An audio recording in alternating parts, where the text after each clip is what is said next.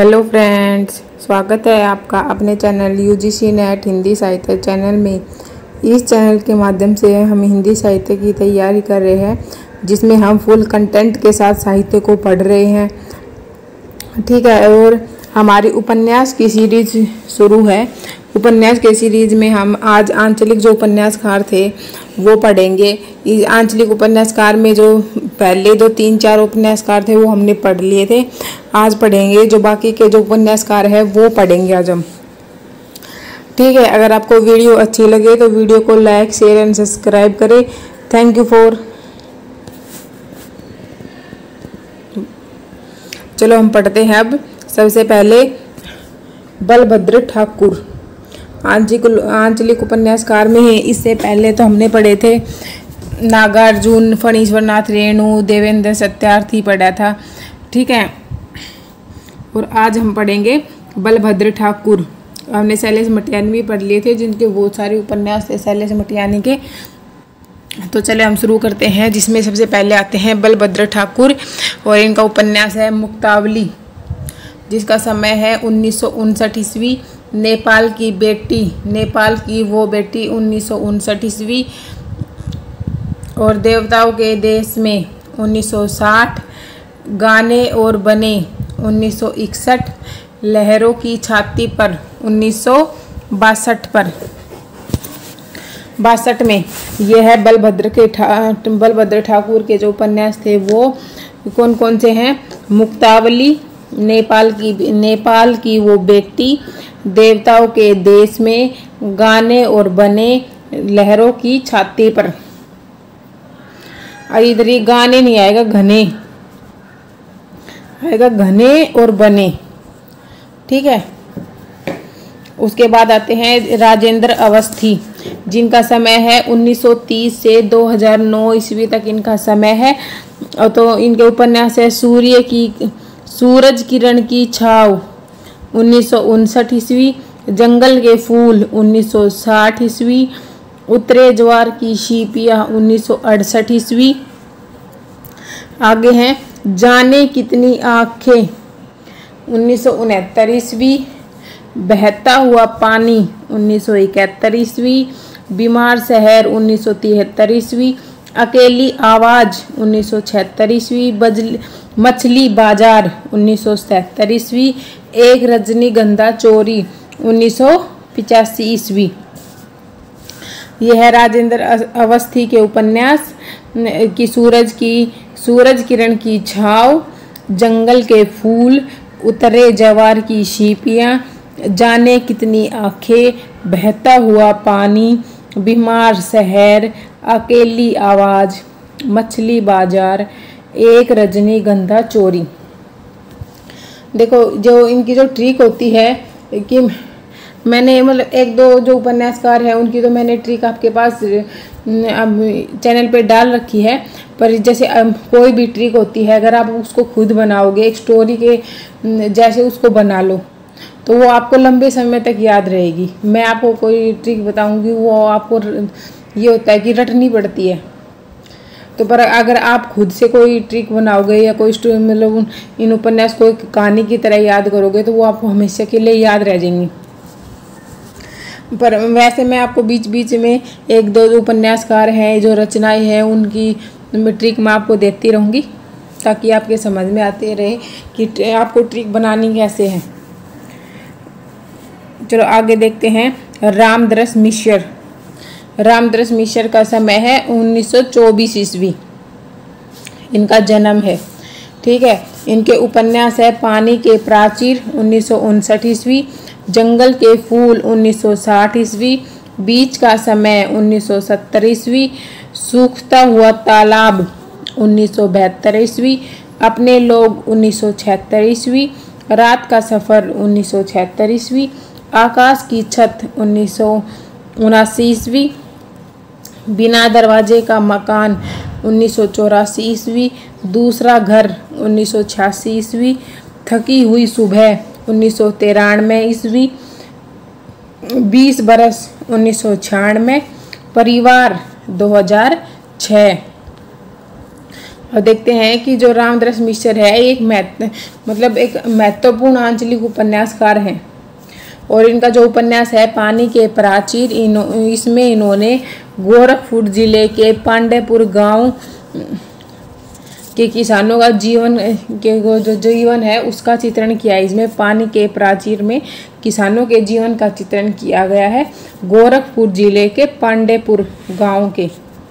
ठीक है, अगला है इनका उपन्यास जल टूटता हुआ। उपन्यास में पानी के प्राचीर का ही विस्तार है कि इनका जो जल टूटता हुआ जो उपन्यास है उसमें जो इनका उपन्यास है पानी का प्राचीर, उसका विस्तार रूप है। पानी के प्राचीर का विस्तार रूप है जल टूटता हुआ।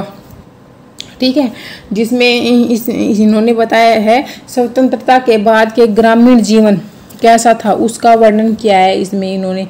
उसके बाद है अपने लोग में भी इन्होंने ग्रामीण एवं कस्बाई जो जीवन है उसका चित्रण किया गया है। अगला है आकाश की छत। दिल्ली की बाढ़ पर केंद्रित उपन्यास है कि आकाश की जो छत है इसमें दिल्ली में जब बाढ़ आती है उस पर केंद्रित है ये उपन्यास। उसके बाद इनका जो उपन्यास है दूसरा घर, इसमें इन्होंने प्रवासी जीवन का चित्रण किया गया है। ठीक है, उनका जो प्रवासी जीवन होता है उनके संघर्ष का चित्रण किया है इसमें। अगला है हिमांशु श्रीवास्तव, जिसका समय है 1934 से 1996 ईस्वी तक और इनका उपन्यास है लोहे के पंख 1957 ईस्वी, नदी फिर बह चली 1961 ईस्वी, कुहासे में जलती हुई धूप बत्ती 1976 ईस्वी, रिहर्सल 1978 ईस्वी, अपनी अपनी कंदील 1979 ईस्वी, पिछली रात का अंधेरा 1980 ईस्वी, भीत चित्र की मयूरी 1980 ईस्वी, न खुदा न सनम 1980 ईस्वी। ये है हिमांशु श्रीवास्तव के उपन्यास कि लोहे के पंख, नदी फिर बह चली, कुहासे में जलती धूप बत्ती, रिहर्सल, अपनी अपनी कंदील, पिछली रात का अंधेरा, भीत चित्र की मयूरी, न खुदा न सनम। उसके बाद अगले आता है गुलशेर खां शानी, जिनका समय है 1933 ईस्वी से 1995 ईस्वी तक गुलशेर खां शानी का समय है।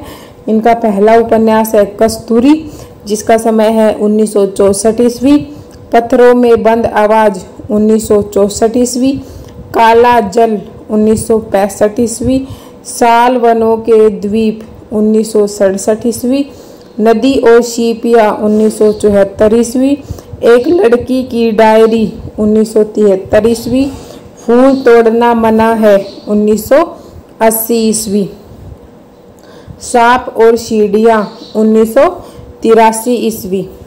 अगले हैं राही मासूम रज्जा, जिनका समय है 1925 से 1992 तक इनका समय है राही मासूम रज्जा। इनका पहला उपन्यास है आधा गांव, जिसका समय है 1966 ईस्वी, और टोपी सुगला 1969 ईस्वी।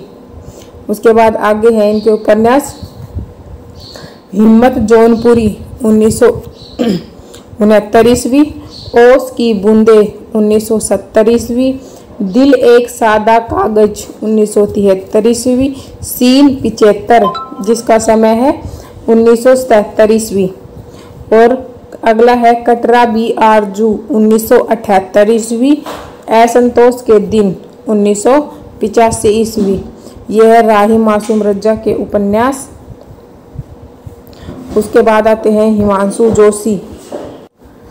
हिमांशु जोशी का समय है 1935 से 2018 ईस्वी तक हिमांशु जोशी का समय है, जिनका पहला उपन्यास है अरण्य, जिसका समय है 1965 ईस्वी, महासमर 1971 ईस्वी, छाया मत छूना मन 1974 ईस्वी, कगार की आग 1975 ईस्वी, समय साक्षी है 1976 ईस्वी, तुम्हारे लिए 1978 ईस्वी, सुराज 1980 ईस्वी।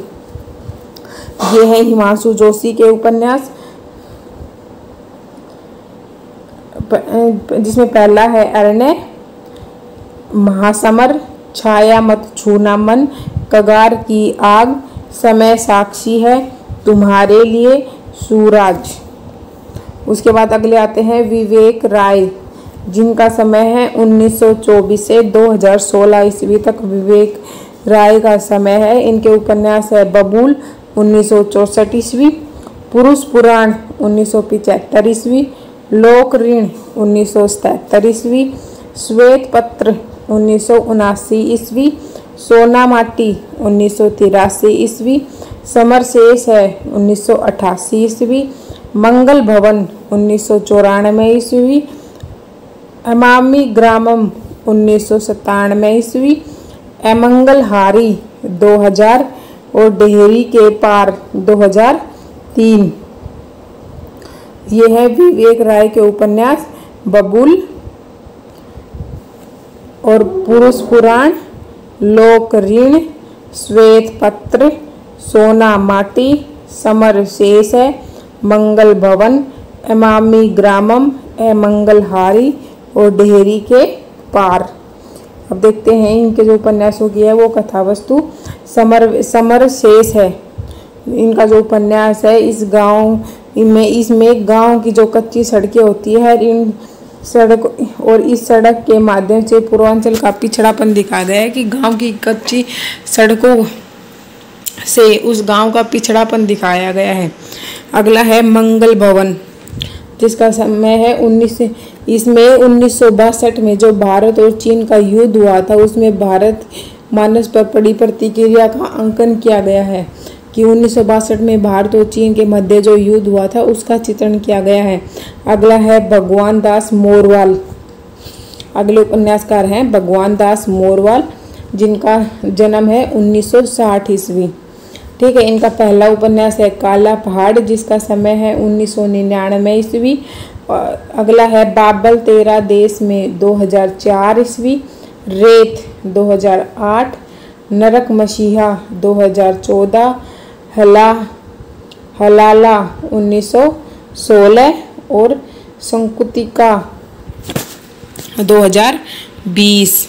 अगले हैं केशव प्रसाद मिश्र, जिनका समय है 1928 से 1979 ईस्वी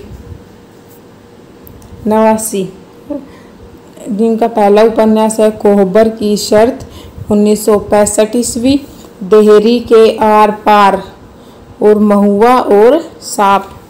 यह है केशव प्रसाद मिश्र के उपन्यास कोहबर की शर्त, डेहरी के आर पार, महुआ और सांप। अगले हैं रामदेव शुक्ल, इनका उपन्यास है ग्राम देवता 1982 ईस्वी और विकल्प 1986 ईस्वी।